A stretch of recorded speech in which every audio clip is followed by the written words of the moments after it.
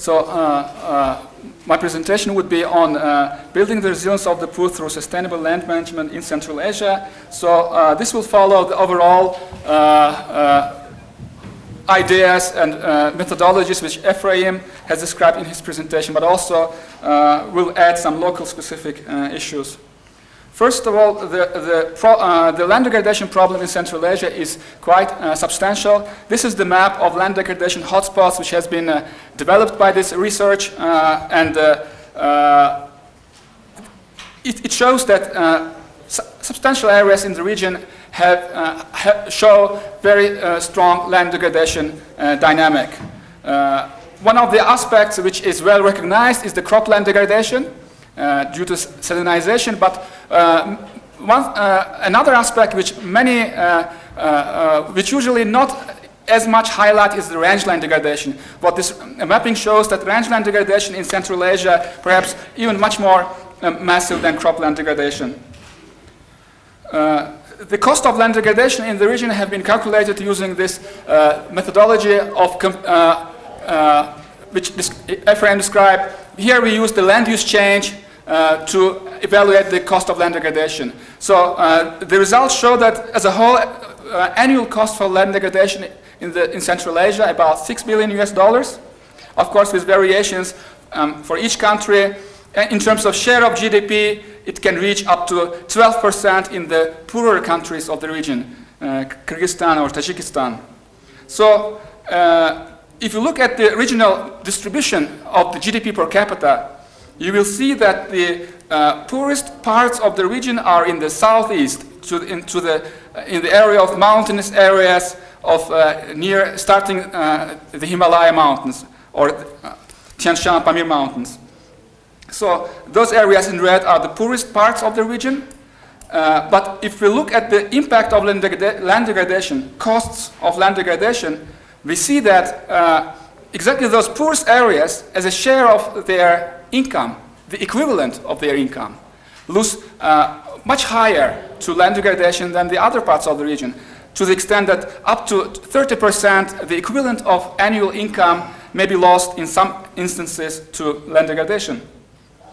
So this is a regional overview, but to talk about the impact on the poor, on households, we need to do some household level work. So what we use exactly for that purpose is the nationally representative household surveys, which were done across all agroecologies in Central Asia in 2009.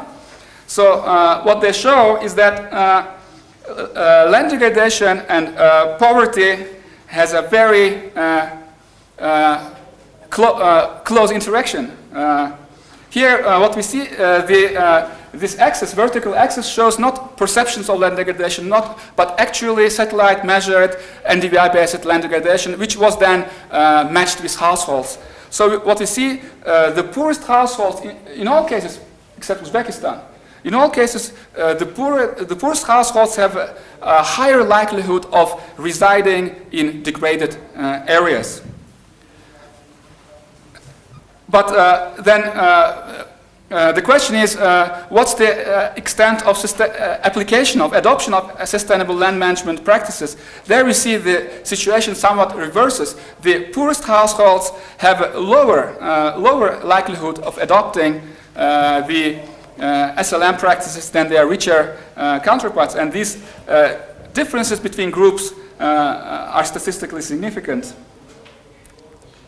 So when we analyze the drivers of sustainable land management, and here we can say that those drivers which prevent households from adopting sustainable land management practices in this way can also cause land degradation by preventing them from using SLM.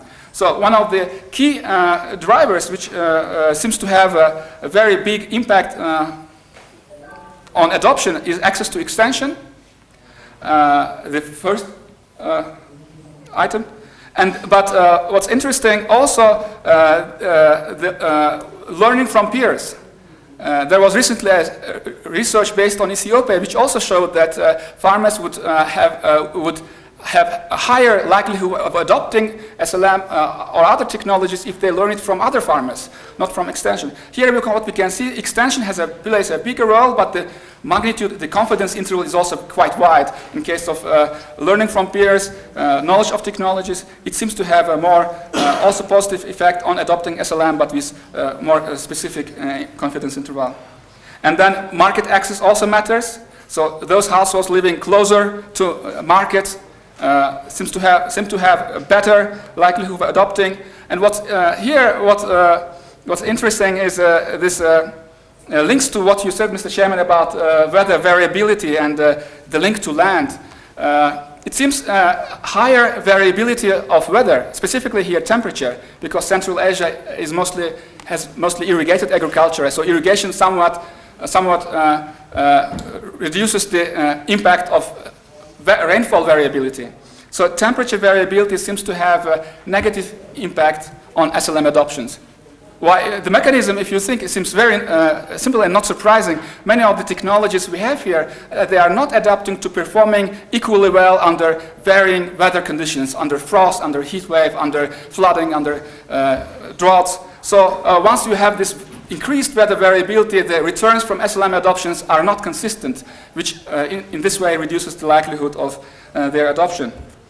And but SLM adoption for what? Why households should adopt SLM? Okay, of course it improves the soil, but for households, for rational households, it should also improve their welfare. So our analysis also shows that the households which adopt SLM, especially the poorest one, those in the poorest quantile, poorest 10%, for them every one technology, SLM technology adopted, may likely to increase their food per capita food consumption, which was proxied by food expenses by up to 3%. And this effect declines as we move on the income level, and becomes insignificant at the richest quantiles of households. So main conclusion are the cost of land degradation in Central Asia are substantial, with the biggest effect on poorest regions and households. But in spite of this, SLM technologies, adoption of SLM technologies remains inadequate, especially among the poor. So key drivers of SLM, institutional drivers, are access to extension, knowledge of SLM, better market access, and private land renewal for smallholders. And SLM adoption is likely to improve the welfare of especially the poorest households. Thank you. Great.